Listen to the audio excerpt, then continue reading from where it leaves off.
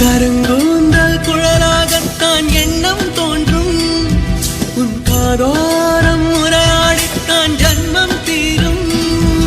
உன்